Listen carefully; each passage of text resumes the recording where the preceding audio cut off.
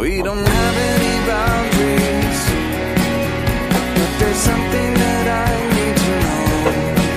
You said that you'd never doubt me, but it's time to get on with the show. Give me a reason. Tell me about everything that you know. Give me the thing that you wanted. বন্ধুরা দেখো একদম fresh পানি ফল। শীতকাল মানে কিন্তু পানি ফল, পালং শাক, ফুলকপি, বাঁধাকপি। তো আজকে একদম ফ্রেশ এক ঝুড়ি পানি ফল নিয়ে চলে এসেছি। এই পানি ফল দিয়ে তোমাদেরকে আজকে পায়েস বানিয়ে দেখাবো। সমস্ত পানি ফলকে আমি পরিষ্কার করে ছাড়িয়ে নিয়েছি। এবারে পানি ফলগুলোকে একটা মিক্সার জারে নিয়েছি। এটাকে কিন্তু আমাকে ভালো করে একটু পেস্ট করে নিতে হবে। পানি ফলটা আমি পেস্ট করে নিয়েছি, তবে এখানে খুব ফাইনালি পেস্ট করার দরকার নেই। একটু দেখো পানি ফলগুলো একটু গোটা গোটা আছে, কারণ যেহেতু এটা পায়েস একটু গোটা গোটা থাকলে মুখে লাগবে, তো এটা ভালো লাগবে খেতে। পেস্টটা আমি এইভাবে করেছি। এবারে আমি নিয়ে নিয়েছি একটা ডিপ ফ্রাইং প্যান। এখানে আমি দুধ নেব। দুধটা নেব 1 লিটার, কারণ দুধটা আমাকে ঘন করতে হবে, কারণ ওই জন্য আমি এখানে 1 লিটারের মতো দুধ নিয়েছি।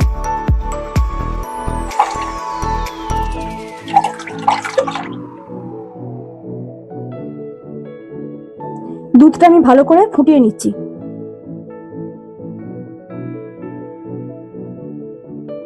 এবারে দুধের মধ্যে আমি দেব চিনি।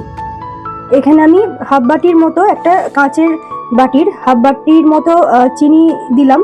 তোমরা মিষ্টিটা তোমরা যেরকম পছন্দ করো সেরকম দেবে। যদি মনে করো মিষ্টি খুব বেশি পছন্দ করো তো একটু বেশি মিষ্টি, আর যদি মনে করো হালকা মিষ্টি তো হালকা মিষ্টি দেবে। দিয়ে দিচ্ছি এলাচ গুঁড়ো।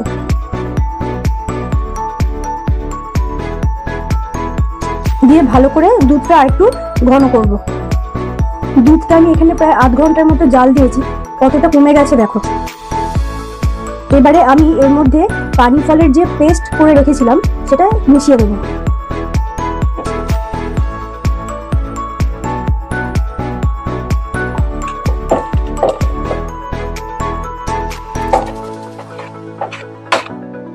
এটা কতটা ক্ষীরের মতো সুন্দর ঘন হয়ে গেছে দেখো। এখানে কিন্তু আলাদা করে কোনো রকম পাউডার মিল্ক বা কনডেন্স মিল্ক দেওয়ার দরকার নেই। এই পানি ফলের জন্য এটা এমনিতেই খুব ঘন ক্ষীরের মতো হয়ে যায়। আর এখানে আরেকটা কথা বলবার, যেটা হচ্ছে পানি ফলের একটা খুব মিষ্টি গন্ধ আছে। তোমরা যদি মনে করো গোলাপ জল চাইলে দিতে পারো, কিন্তু নাও দিতে পারো। গোলাপ জল যে দিতেই হবে তার কোনো মানে নেই। এটা কিন্তু এমনিতেই ভীষণ সুন্দর খেতে হয়। আর গোলাপ জলের ফ্লেভারটা যদি তোমরা পছন্দ করো তাহলে তোমরা একটু গোলাপ জল অ্যাড করতে পারো। এই ক্ষীরটাতে আমি অ্যাড করব একটু সামান্য নুন, একদম সামান্য, যাতে টেস্টটা ব্যালেন্স হয়ে যায়। এবার সবকিছু খুব মিশিয়ে নেবো ভালো করে। আর এটা কিন্তু একটু ঠান্ডা ঠান্ডা ভালো লাগবে খেতে। আমাদের পানি ফলের পায়েস কিন্তু একেবারেই হয়ে গেছে। আশা করবো এই রেসিপিটাও তোমাদের ভালো লাগবে, কারণ এটা একটু নতুনত্ব রেসিপি। কারণ পায়েস মানে চালের পায়েস, সিমুয়ের পায়েস, এসব সবাই আমরা খাই, কিন্তু এটাও একটা অন্যরকম সুন্দর রেসিপি। এটাও বাড়িতে বানিয়ে দেখো। আর যদি রেসিপিটা ভালো লাগে অবশ্যই একটা লাইক কমেন্ট করে জানিও।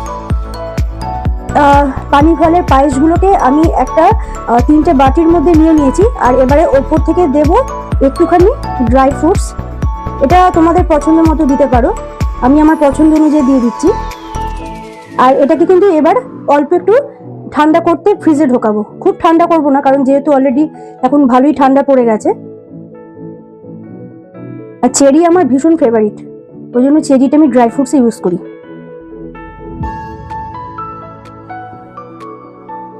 তো আমাদের পানি ফলের পায়েস কিন্তু একেবারে রেডি।